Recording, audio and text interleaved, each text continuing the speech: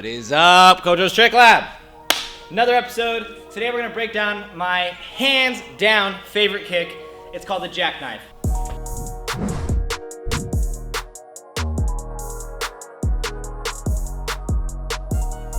So first of all, let me demonstrate all of these prereqs really fast. These are something that you should train relentlessly in order to get to jackknife.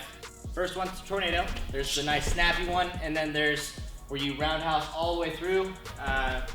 Just kind of reference to be here, more so like an MMA kick versus an XMA kick.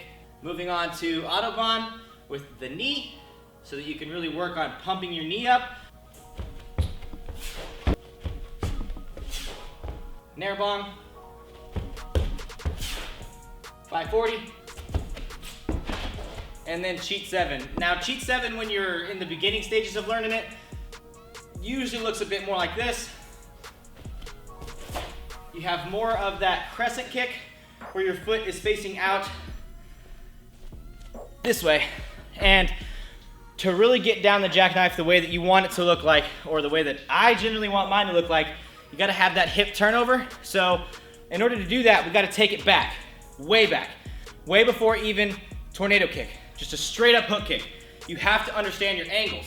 In all of tricking, especially kicking, you have an audience. So the best way that I can really think about it for me is, growing up in sport martial arts, is my two 45-degree angles, my chop punch angles, pop, pop, pop, pop, just like that. So this is my entrance angle, my target is in the middle, and then my exit angle. So that's where I'm going to put out any kick from chamber. If I'm in round kick, I'm gonna come out at entrance, kick through the target, and then exit at 45 and 45. Those are two different angles there. You do not want your jackknife to look like that.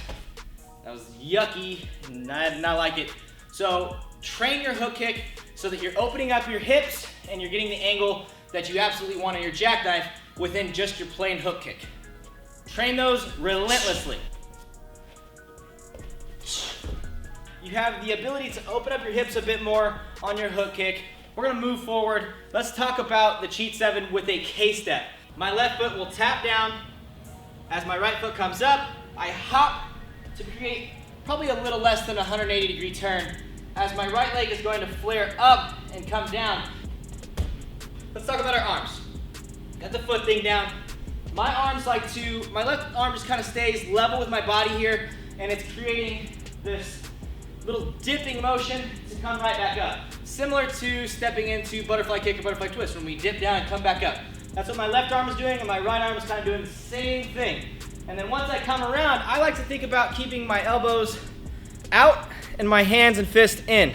And if I have to stay vertical, I push my fist down and my elbows up, and that keeps me upright. Because as a male, our center of gravity is in our chest, and for female, center of gravity is in your hips. So if my chest is down, everything else is gonna be down. And if my chest is back, I'm gonna start to flip. Females, it's harder for me to understand so much. I'm not a girl, so I don't really know your guys' balances as well. But I'm sure you can figure it out if you're a girl watching this video. That being said, we're gonna keep our chest vertical. So we got our steps here. Step around, our arms do the dip, and then they're gonna come up. And as my arms come up, I want to Superman, stick my chest out like a superhero or someone really arrogant. Either way, you're just gonna stick your chest up because you're wanting to pull yourself up and lift up as your leg pulls up and your arms pull up alike. So moving on, before we even demonstrate that cheat 7 with the K-step, the knee pumps. The most important thing through the rest of this is when and where to pump your legs. So the first leg pump comes as I step out of my K-step here. My arms are going to turn and lift. I'm gonna lift my left leg immediately. And a lot of people, I don't know if I should say a lot of people, but I notice certain people, they like to lift their leg this way at an angle. I just focus on driving my knee straight up, because that right there is the cake. That's the pudding. That's where everything is coming from for me. That's where all of the power comes from. So if my leg is just a little bit off coming up from this spot right here, the whole thing's off. So focus on getting lift and power out of this takeoff here. Second part is, once you've come around and your whole body's facing the front, you want to drive your right knee up as hard and as high as you can to get a little bit of extra lift, as well as that's going to help you spot. The most important thing in any bit of kicking is you have to spot your target. Now remember, we talked about 45-degree angle 1 and 2, but what was in the middle there?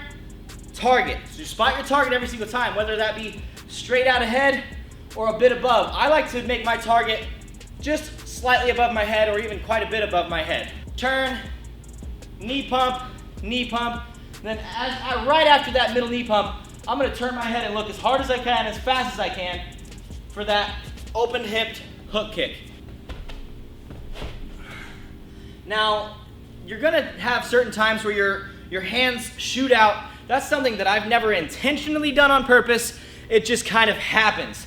And I don't know if it's a bad habit or if it's even a bad thing at all, but it's okay, it's going to happen. It doesn't mess with me. I have plenty of comfortable things I can do in and out of jackknife or cheat 7. Doesn't bother me, so don't think too heavily about when your arm shoots out. Let's do another cheat 7, and then we'll talk about hitting the actual jackknife. We're gonna start to bring that middle pump up, that middle knee piece, that right leg, a little more slanted with our hip. Because like with everything, when we're rotating, this is kind of a rotated kick. We have to rotate head, shoulders, knees, and toes, and everything in between. So once we get to our hips here, we can't just pump with our hips square to the front. Coming out of this step here, my left leg comes around, I'm gonna pump my right knee not up, but across, similar to a roundhouse kick, boom. And I want this to be the fastest thing possible. And that's why when we talked about earlier, when a lot of people think about jackknife as 540 hook, that's exactly wrong. I do not think that it helps to think about 540 hook or 540 hyper hook or whatever for jackknife, because then you get that inside crescent foot, and they look really flowy and really nice, but it's rare that you see those look really well. Rather than bringing it straight up like you would for a 540 or a crescent kick or whatever, we're gonna bring it out at an angle. I want to not keep this out as long as possible, because like when we're doing the 540 hyper hook style, that's what kills your momentum, is that your right leg is out the entire time, taking all your momentum away from your hips, from any part of your body, because you're just kind of frozen in this body motion. So once you get to here, you're pretty much already landed on the floor, and then you gotta get a whole big hook kick out. And that's just super difficult for me, and I'm sure many others, so we do it differently. I want that foot to get in and out as soon as possible to make me more aerodynamic to move on to the hook kick piece of it. So that being said, I step around, lift up, I'm gonna snap, boom, in and out, and then boom, right into my hook kick. Let's do one. That's jackknife with the K-step. Now we're gonna take it with just the regular steps. It's all the same concept, but we're just taking a lot smaller of a step. We're just gonna pivot over and jackknife.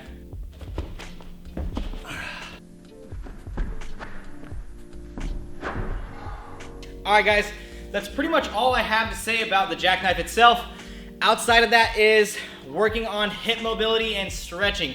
If you don't have very much flexibility, your jackknife is not gonna be as big as you want it to be. So stretch every day, work on hip mobility, work on strengthening your hips, strengthening your groin, doing exercises to make them stronger, as well as making them more flexible so that you can have a stronger, thicker jackknife.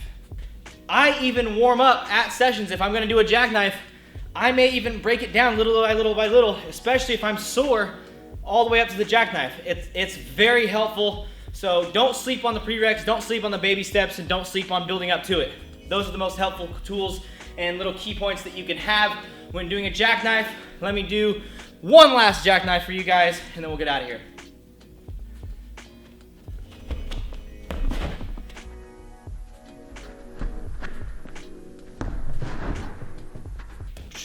Thank you for tuning in to another video or episode of Kojo's Trick Lab with your boy, signing off.